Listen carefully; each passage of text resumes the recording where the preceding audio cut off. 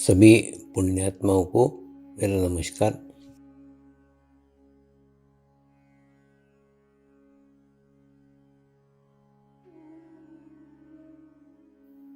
गुरुर्ब्रह्मा गुरुर्विष्णु गुरुर्देवो महेश्वरा, गुरु साक्षात परब्रह्म तस्मै श्री गुरुवे नमः।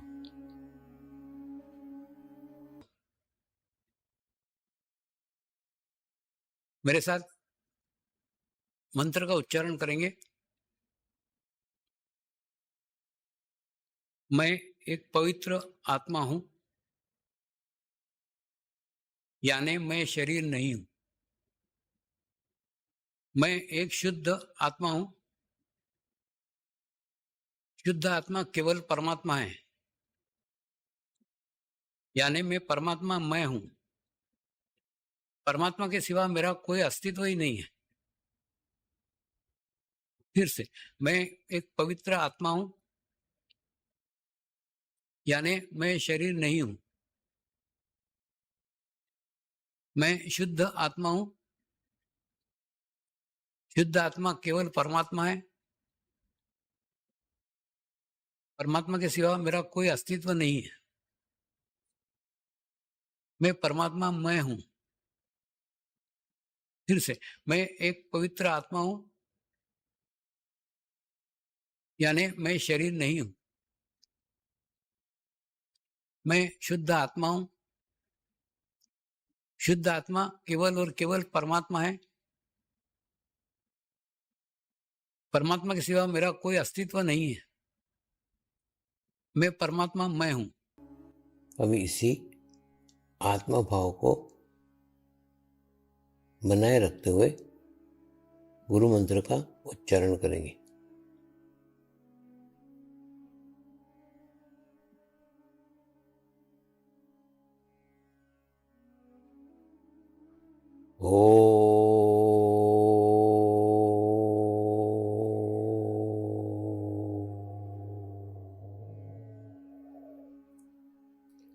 श्री शिवकृपानंद स्वामी नमो नमः।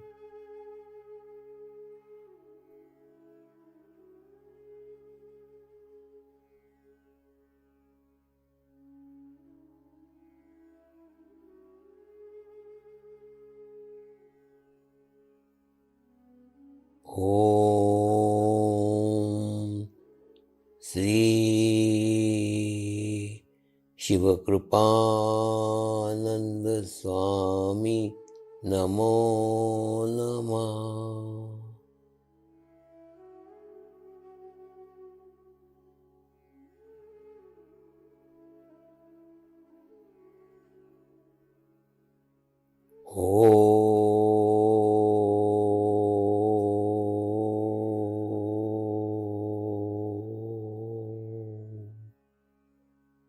श्री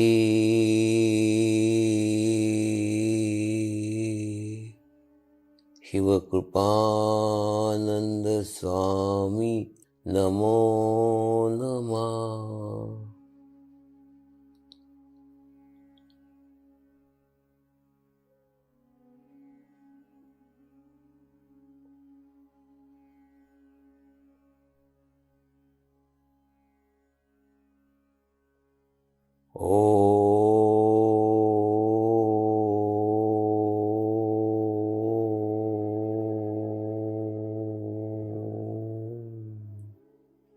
श्री शिवकृपानंद स्वामी नमो नमः।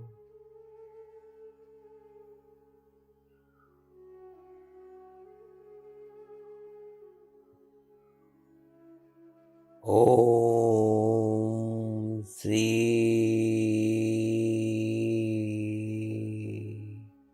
शिवकृपानंद स्वामी नमो नमः।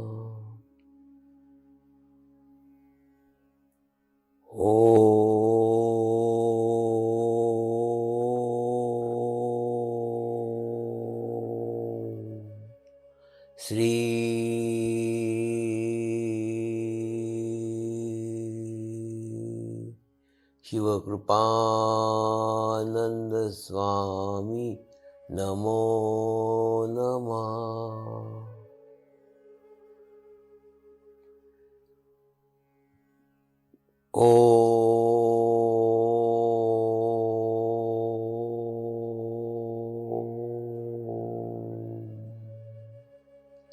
श्री शिवकृपानंद स्वामी नमो नमः।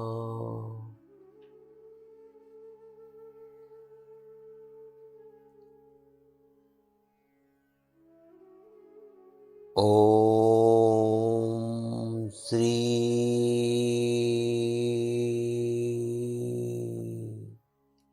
शिवकृपानंद स्वामी नमो नमः।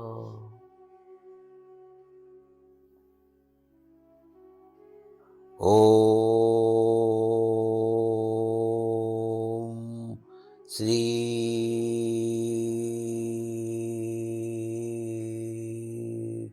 शिवकृपानंद स्वामी नमो नमः।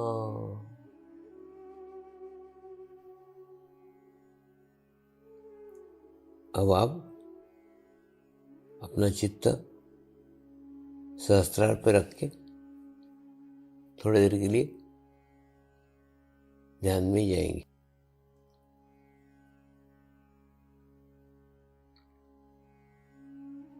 और पत्ते फूटे, फिर एक छोटा सा पौधा हुआ, पौधे से फिर एक वृक्ष हुआ, फिर एक बहुत बड़ा वृक्ष हो गया। ये सब हमको दिखता है, और क्या नहीं दिखता? नीचे उसकी जड़ें कितनी लंबी हुई, उसकी जड़ें कितनी फैली। कई बार वृक्ष पहले जड़ें फैलाते हैं। कई किसानों को, कई बागवानों को यह अनुभव आया होगा। कई वृक्ष ऐसे हैं जो वृक्ष लगाने के बाद में बढ़ते ही नहीं, 4-5 साल बढ़ेंगे नहीं, वो उतने के उतने रहेंगे। उनकी ऊपर की प्रगति खूब धीमे होती है, और उसके बाद में लेकिन नीचे उनकी प्रगति खूब होती रहती। धीरे धीरे धीरे धीरे धीरे धीरे करते करते सिर्फ नीचे भी जाते हैं और फैलते भी जाते हैं। दोनों प्रगति उनकी होती रहती है, और जड़ें पूरी मजबूत हो जाने के बाद में फिर जाकर के ऊपर की प्रगति होती है। तो जो आपकी ऊपर की प्रगति हो रही है, यानी भौतिक प्रगति हो रही है, आपकी आर्थिक प्रगति हो रही है, आपकी स्वास्थ्य की प्रगति हो रही है, आपकी सांसारिक प्रगति हो रही है, ये प्रगति ऊपर की ओर है। ये दिखेगी लोगों को, आपको भी दिखेगी, आपको भी महसूस होगी। लेकिन ये तभी लोगों की होती है, उनकी नीचे की जड़ें भी उतनी मजबूत हुई रहती है, नीचे की प्रगति उतनी हुई रहती है, नीचे भी खूब प्रगति हुई रहती है। तो उसी प्रकार देखो ना, नीचे की प्रगति यानी वो बीज एक और ऊपर बढ़ता है। लेकिन ऊपर क्यों बढ़ता है? क्योंकि नीचे वो भूमि को समर्पित होता है, और नीचे और नीचे और नीचे उसका समर्पण भाव जितना नीचे नीचे नीचे जाता है, आते रहता, उतना ही वो ऊपर ऊपर बढ़ते रहता है। यानी ऊपर बढ़ता है वो दिखता है, नीचे समर्पित होता है वो नहीं दिखता। ठीक उसी प्रकार से उसके प्रगति का राज है, उसका प्रगति का राज है, वो नीचे जितना समर्पित होता है उतना ही ऊपर ऊर्ध्वगामी होता है। तो ध्यान में भी आवश्यकता है, जितने आप समर्पित होंगे, समर्पण भाव आपका जितना बढ़ेगा, उतनी आपकी आध्यात्मिक प्रगति होती है। आध्यात्मिक प्रगति का रहस्य समर्पण है, इसीलिए ध्यान को समर्पण ध्यान नाम दिया है। तो आवश्यकता है, जितनी प्रगति आपकी नीचे होगी उतनी आपकी प्रगति होगी। और समर्पण करने का खूब अच्छा माध्यम ये अनुष्ठान था। इस अनुष्ठान में 45 दिन तक अपने भीतर के दोषों पे, अपनी बाहर की स्थितियों से विमुक्त होने का, भीतर से दोषों से मुक्त होने का एक अच्छा अवसर हमारे आसपास था। दूसरा, एक ना कर्म का चक्र है, उसी चक्र के तहत हमारा जन्म होता है और जो संगत मिली है, जो सानिध्य मिला है, उन संगत के अनुसार हमें विचार आते हैं और जैसे हमको विचार आते हैं ना, वैसे ही हमारे हाथ से कर्म घटित होते हैं और जैसे कर्म घटित होते हैं, उन्हीं कर्मों को भोगने के लिए हम जन्म लेते हैं। जन्म लेते समय हम क्या करने वाले हैं, इसका पूरा प्रोग्रामिंग करते हैं। कौन से ऐसे माँ-बाप हैं, जिन माँ-बाप के माध्यम से हमको वो शरीर प्राप्त होगा, इसका भी निर्णय हम कर लेते हैं और वो करके फिर शरीर धारण करते हैं। यानी माँ-बाप बच्चे का चुनाव नहीं करते, बच्चा माँ-बाप का चुनाव करता है कि जब ऐसे माँ-बाप मिलेंगे जिनके माध्यम से मुझे ऐसा शरीर प्राप्त होगा, जो शरीर से मैं मेरे कर्मों से मुक्त हो पाऊँगा। ऐसे प्लानिंग करते हैं, लेकिन कर्म से मुक्त होते समय गलती ये रहती है, फिर और दूसरे कर्म खड़े कर लेते हैं और बाद में उन कर्मों से मुक्त होने के लिए फिर दूसरा जन्म लेते हैं। यानी ये जन्म का चक्र सदैव चलते ही रहता है। जैसे हम देखते हैं कि नहीं, कोई बच्चा जन्म लेता है, तो ज्योतिषी उसकी पत्रिका बनाते हैं, पत्रिका बना करके उसके ग्रह नक्षत्र का बताते हैं कि ये स्थिति है, भविष्य में इसका ये होने वाला है, ये इसके भविष्य में हो सकता है। ये कैसा है? मुझे लगता है ये तो ब्लड टेस्ट तरीका है। जैसे हम ब्लड टेस्ट करते हैं कि नहीं, तो ब्लड टेस्ट में आता है कि आपका विटामिन 12 कम है, हीमोग्लोबिन कम है। तो अगर आप उसके ऊपर काम करें, उसकी दवाइयाँ लें, उसका टॉनिक लें, तो वो आपको बैलेंस कर सकते हैं, आप संतुलित कर सकते हैं। ठीक उसी प्रकार से वो जन्म पत्रिका भी होता होगा कि जो पिछले जन्म में कर्म किए ना, वो कर्मों के अनुसार वो पत्रिका बनती है। यानी उन ग्रहों को आप चुनते हैं, जो पूर्व जन्म के आपके कर्म है ना, उसके अनुसार। तो वो जैसे ही ग्रहों को चुनते हैं, इफ़ेक्ट को चुनते हैं, लेकिन उसको दूर भी किया जा सकता है। यानी प्रारब्ध को भी बदला जा सकता है या प्रारब्ध की चुभन आपको महसूस नहीं होगी। यानी जब आप सामूहिकता में जाएँगे, आप कलेक्टिविटी में जाएँगे, तो उसका असर, उसका प्रभाव आपके ऊपर नहीं पड़ेगा। जैसे मैं उदाहरण देता हूँ कि नहीं, एक पानी का ग्लास है, उस पानी के ग्लास में 1 चम्मच काली शाही डाल दो, तो 1 चम्मच काली शाही से पूरा ग्लास काला हो जाता है। लेकिन वही 1 चम्मच काली शाही हम अगर गंगा नदी में जाके डालें, तो वो कहाँ चली गई पता ही नहीं चलेगा। ठीक इसी प्रकार से अगर हम सामूहिकता के साथ अपना जीवन जिए, आत्मिक स्तर पे जिए, तो उसका पता ही नहीं चलेगा। वो सब कर्म हम भोग लेंगे, लेकिन कब कर्म भोगे पता ही नहीं चलेगा। सारी झमेलों का जड़ आपके अंदर का शरीर भाव है, आपके अंदर का मैं का भाव है। यानी मैं के भाव के कारण ही वो कर्म आपके साथ जुड़ते हैं। अगर आपका मैं का भाव विहीन हो गया, तो आत्मा के साथ में कोई कर्म जुड़ते ही नहीं है। एक तो क्या है, आत्मा के साथ रह करके आपके हाथ से बुरे कर्म होंगे ही नहीं, एक। दूसरा, आत्मा के साथ करके, साथ में रह करके अच्छे कर्म होंगे, वो कर्म आप मैं का भाव नहीं होने के कारण मैंने किए करके अपने साथ बांधेंगे नहीं। तो आप सोचो ना, बुरे कर्म होंगे नहीं, अच्छे कर्म अपने साथ बांधोगे नहीं, तो आपके साथ कोई कर्म ही खड़े नहीं होंगे और आपको आपके जीवन में कर्म मुक्त अवस्था प्राप्त हो जाएगी। और कर्म मुक्त अवस्था प्राप्त होने के बाद में फिर आपका मृत्यु जब होने का है तो होगा, लेकिन कर्म मुक्त अवस्था को ही मोक्ष कहते हैं, यानी सब में से मुक्त हो गए। पिछले जन्मों कर्मों से मुक्त हो गए, बुरे कर्मों से मुक्त हो गए, अच्छे कर्मों से, उन्हें कोई कर्म ही बाकी नहीं, अच्छा नहीं, बुरा नहीं, कुछ नहीं है। एक शून्य की स्थिति आपके जीवन में आई थी कि जीने के लिए, नया जन्म लेने के लिए आपके पास में कोई कर्म ही बाकी नहीं रहता। तो इसी को मुक्त अवस्था कहते हैं। सामूहिकता और नियमितता, ये आध्यात्मिक क्षेत्र की प्रगति के दो मार्ग हैं, दो रास्ते हैं।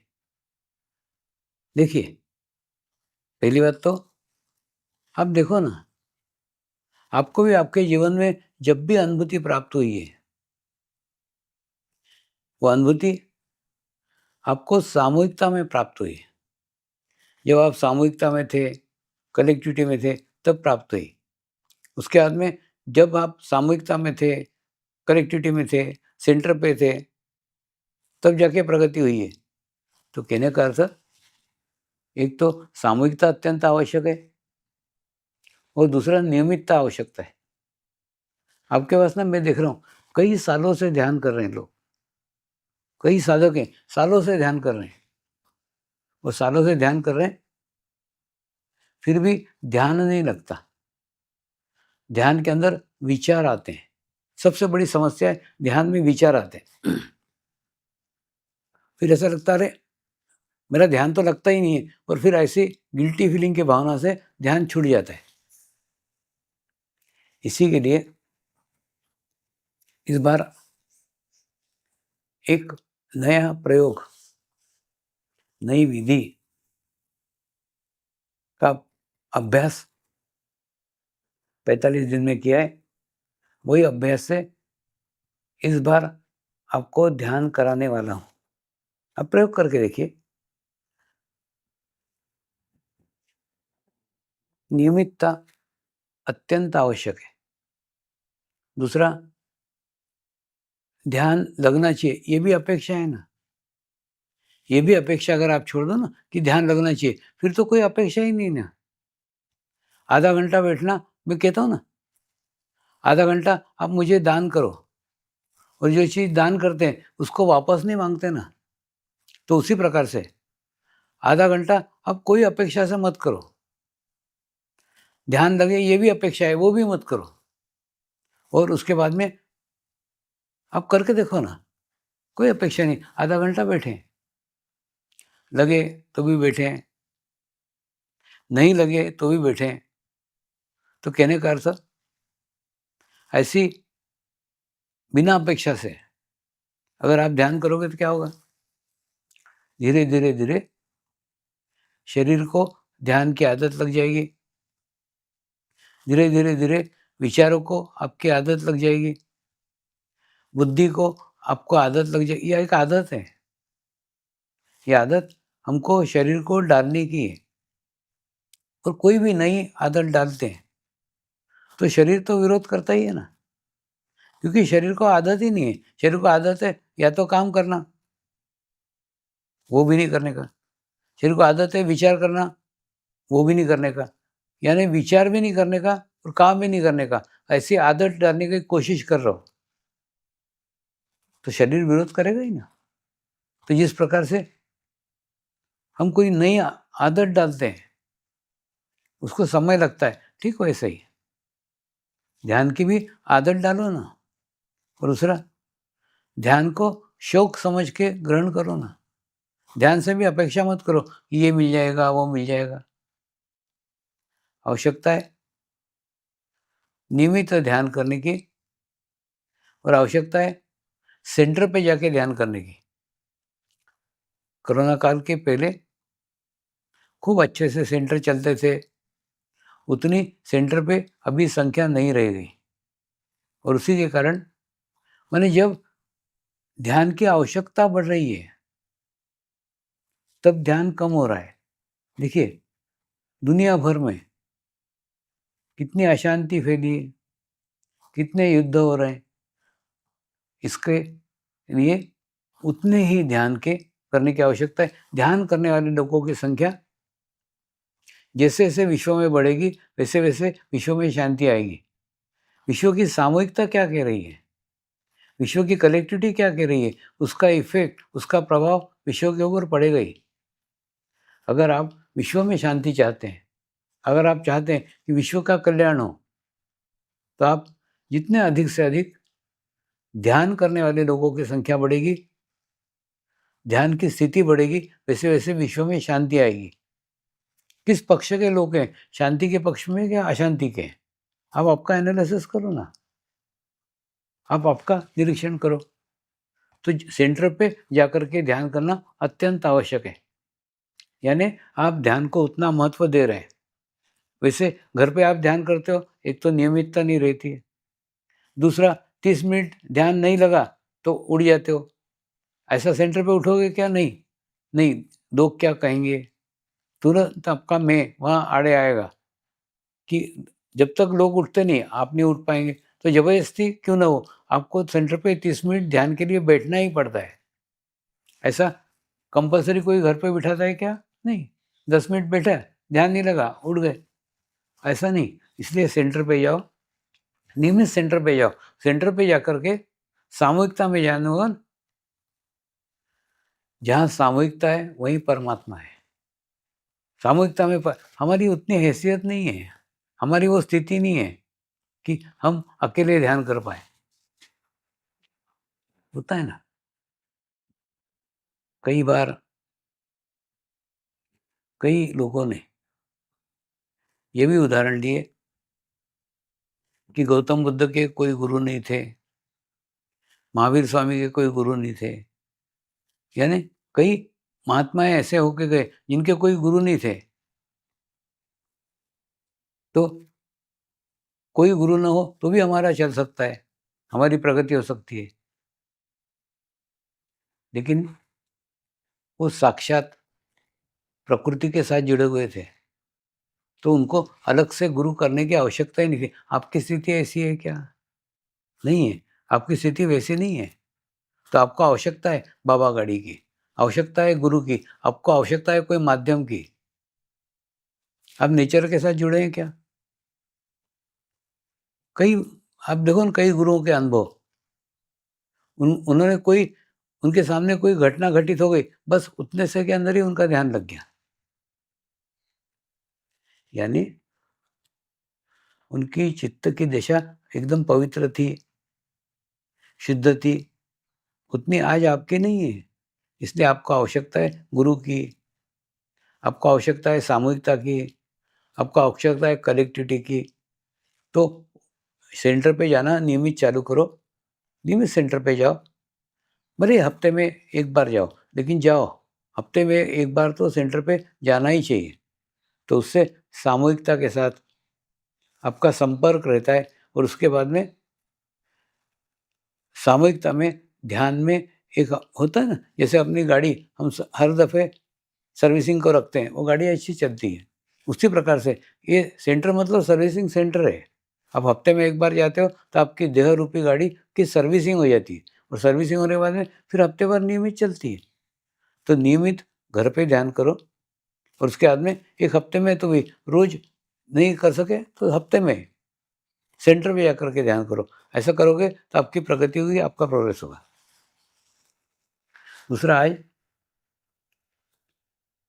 जीवन का एक और अनुभव आपके साथ शेयर करना चाहता हूँ कि गुरु के साथ जुड़ने का, गुरु के सानिध्य में जुड़ने का, गुरु के सूक्ष्म शरीर के साथ जुड़ने का खूब सरल मार्ग, खूब आसान मार्ग गुरु के कार्य का प्रचार है। गुरु कार्य का प्रचार एक आसान मार्ग है। देखिए, होता है ना। ध्यान सबका लगता ही है ऐसा नहीं है। ध्यान लगे ऐसी सबकी स्थिति रहती है ऐसा नहीं है। ध्यान में विचार आ सकते हैं, ध्यान में शरीर साथ नहीं दे सकता है, बुद्धि आड़े आ सकती है। लेकिन प्रचार कार्य में तो ये सब कोई तकलीफें नहीं है। एक्चुअली प्रचार करना यानी क्या? आप प्रचार के माध्यम से उस गुरु के सूक्ष्म शरीर के साथ जुड़ते हैं। प्रचार किसका कर रहे हैं? वो स्थूल शरीर का? नहीं। सदैव याद रखो, आपको जो अनुभूति हुई है ना, वो अनुभूति भी सूक्ष्म शरीर के द्वारा हुई है। तो आप प्रचार भी ये करोगे, वो सूक्ष्म शरीर का करोगे, स्थूल शरीर का नहीं। स्थूल शरीर तो आज है, कल नहीं रहेगा। लेकिन सूक्ष्म शरीर अगले 800 सालों तक रहने वाला है। तो आप उस शाश्वत के साथ जुड़ रहे हो। आप उस सूक्ष्म शरीर के साथ जुड़ रहे हो। जैसे आप प्रचार करते हो, आपका चित्त किसी पुस्तक के ऊपर नहीं जाता। आपका चित्त किसी निर्जीव चीज पे नहीं जाता। आपका चित्त किसी मूर्ति के ऊपर नहीं जाता। आपका चित्त किसी स्थान के ऊपर नहीं जाता। जब भी आप देखो, जब भी आप प्रचार करोगे ना, तो आपका चित्त सूक्ष्म शरीर पे जाता है, उस एनर्जी पे जाता है, उस ऊर्जा पे जाता है। यही कारण है कि जब आप प्रचार करते हो तो आपके माध्यम से वो ऊर्जा शक्ति बहने लग जाती है, और जब बहने लग जाती है तो आपकी भी सफाई कर देती है, आपके भी शरीर के दोषों को दूर करती है। जैसे कई बार मैं उदाहरण नहीं देता हूँ कि मैं एक ऐसा पाइप था जिसके अंदर बहुत मैल था, बहुत मिट्टी थी, बहुत कीड़े थे, दुनिया भर की कचरा इसके अंदर भरा हुआ था। लेकिन मैंने क्या करा, मेरे शक्तिशाली गुरु के पाइप के साथ उसको जोड़ दिया। जोड़ दिया तो क्या हुआ, जैसे प्रचार कार्य चालू किया तो पानी गुरु का इधर से घुसता था, इधर से निकलता था। अब निकलने वाला पानी नाली में बहे तो भी ये पानी पाइप स्वच्छ हो गया, ये अगर कोई पिए तो भी ये स्वच्छ हो गया। यानी जब आप प्रचार कार्य करते हो तो आपको दोहरा लाभ है। आपको कोई लेना देना नहीं है कि सामने वाला उसको ग्रहण कर रहा है, नहीं ग्रहण कर रहा है। वो ग्रहण करे तो भी ठीक है, नहीं ग्रहण करे तो भी ठीक है। दोनों स्थिति में आपका चित्त तो सूक्ष्म शरीर पे रहा ना। और जब आपका चित्त सूक्ष्म शरीर पे रहेगा तो ऑटोमेटिकली आपका क्लियरेंस, आपकी सफाई तो हो ही जाएगी, करना नहीं पड़ेगी। ये सबसे आसान मार्ग आज आपको बता रहा हूँ। अब देखो ना, मेरे को समाज में आए 30 साल हो गए और 30 साल से प्रचार कार्य कर रहा हूँ, कंटिन्यूस प्रचार कार्य कर रहा हूँ। अब देखो, ये 45 दिन एक ब्रेक रहता है। 45 दिन मुझे कुछ ग्रहण करने का, मुझे कुछ प्राप्त करने का, मुझे कुछ स्टोर करने का अवसर मिलता है, एकांत मिलता है। एकांत में गुरुओं के संपर्क में करने का अवसर मिलता है। अगर आप इसी को फॉलो करो, आप भी नियमितता से 45 दिन का अनुष्ठान करो। 45 दिन आप अपने भीतर ऊर्जा को स्टोर करो, एकत्र करो। एकत्र करने के बाद में बाकी 320 दिन उसको बांटो। देखो क्या होता है, जब आप प्रचार कार्य करते हो ना, तो सूक्ष्म शरीर पे आपका चित्त रहता है, लेकिन वो चित्त तभी उसके ऊपर रह पाएगा जब आपका चित्त शुद्ध हो, आपका चित्त पवित्र हो। और दूसरा, 45 दिन आपने नियमित रूप से उस चित्त पे कार्य किया हो, ये बहुत आवश्यक है। चित्त को शुद्ध किया हो, चित्त को पवित्र किया हो, तो आपको ना 45 दिन के इफेक्ट दोनों तरफ मिलेंगे। 45 दिन में भी मिलेंगे, अनुष्ठान में भी मिलेंगे, और उसके बाद में जब प्रचार कार्य करोगे तब भी मिलेंगे। ये कुछ मैं किताबों की बातें नहीं कर रहा हूँ। ये मेरे जीवन में आए हुए अनुभव हैं। और दूसरा, जो पुराने साधक हैं उनको पूछो ना कि इस सब की शुरुआत, प्रचार कार्य की शुरुआत कितने सामान्य तरीके से हुई थी, कितने छोटे स्तर पे हुई थी, कितने निचले स्तर पे हुई थी।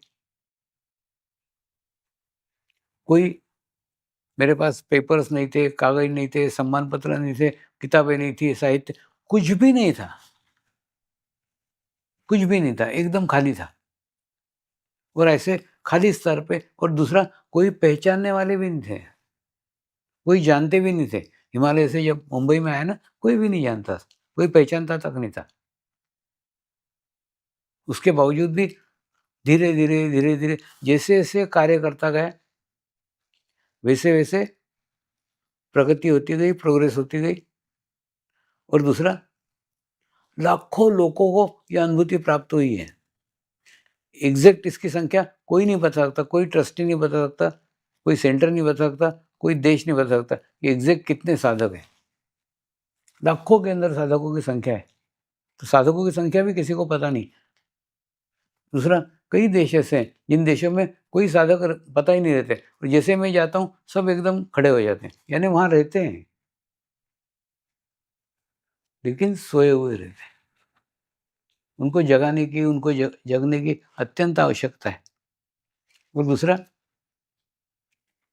इसमें कुछ भी तो करने का नहीं है, प्रचार कार्य करने का है नहीं क्या?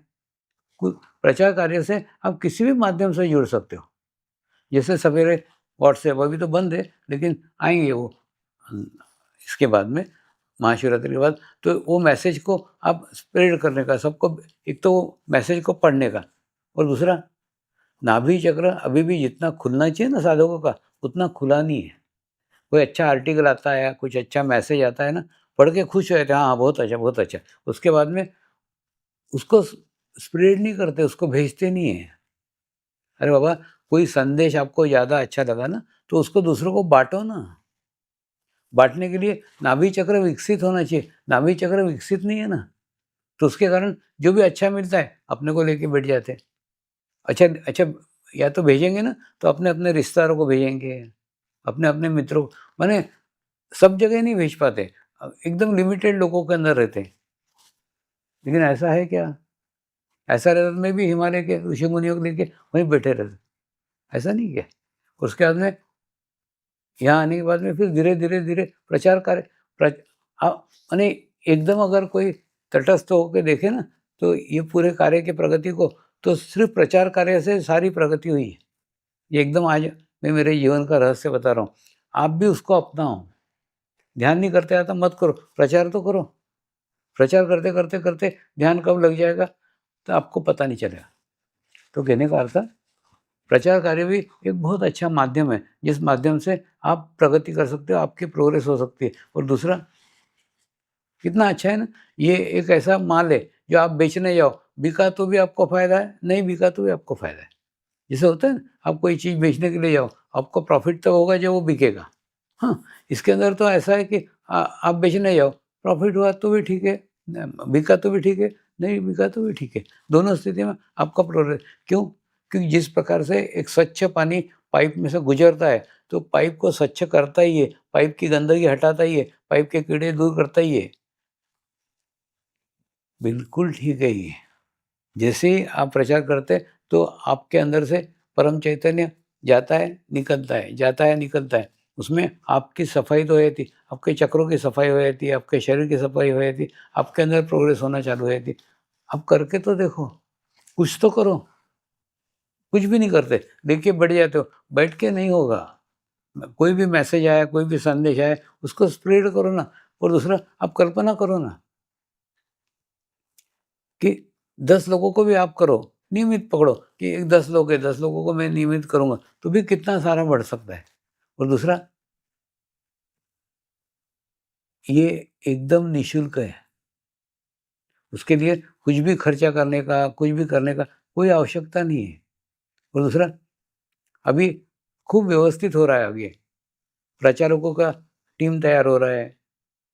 सब माने जो सिस्टमैटिक तरीके से अभी 30 साल नहीं हो पाया ना, वो अभी सिस्टमेटिक तरीके से हो रहा है। प्रचारक तैयार हो रहे हैं, मैनेजर्स तैयार हो रहे हैं, माने सबके ट्रेनिंग चल रहे हैं और वो ट्रेनिंग के अंतर्गत ट्रेनिंग करके जब वो बाहर आएंगे तो सब व्यवस्थित रूप से चलाएंगे। उनको पहले अनुभव होगा, अभी अनुभव नहीं है। तो आवश्यकता है, आपको अगर इच्छा है प्रचारक होने की तो आप प्रचारकों के उस ट्रेनिंग में आओ ना, उसको ज्वाइन करो ना। ज्वाइन करने के बाद में पूरे आपको सारे एंगल से एक मेन में मेरा क्या कहना रहता है, बाहर जाओगे ना किसी भी गुरु की निंदा मत करो। साधारणतः अपन जैसे जाते हैं ना तो कोई तो भी बताता है, अरे ये गुरु तो ऐसे, वो कोई उस गुरु को मानते रहता है ऐसा नहीं, वो सिर्फ कुछ तो बोलने का तुमको तो बोलते रहता है, उधर ध्यान मत दो किसी भी गुरु का नहीं।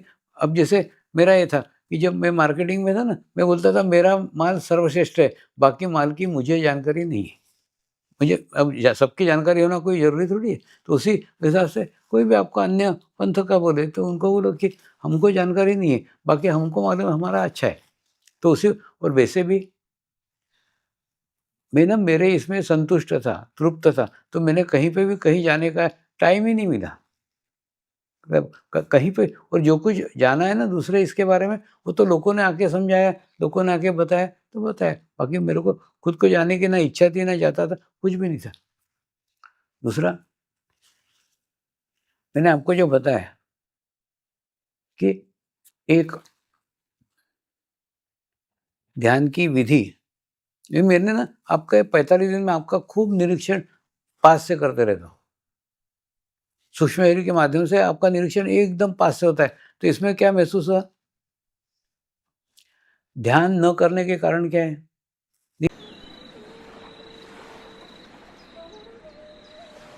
प्रार्थना करेंगे, हे परमात्मा, हम सभी पवित्र आत्माएं आपको हृदय से प्रार्थना करते हैं कि सारे विश्व में शांति हो, सारे विश्व के आत्माओं की आध्यात्मिक उन्नति हो एवं सर्वांगीण उन्नति हो। यही हम सब आत्माओं की शुद्ध इच्छा है। शांति पाठ करेंगे। ओम द्योः शांति अंतरिक्षगम शांति पृथ्वी शांति रापः शांतिरौषधयः शांति वनस्पतयः शांति विश्वे देवाः शांति ब्रह्म शांति सर्वगं शांति शांतिरेव शांति क्षमा शांतिरेधि। ओम शांति शांति शांति सर्वारिष्ट सुशांतिर्भवतु। नमस्कार करेंगे।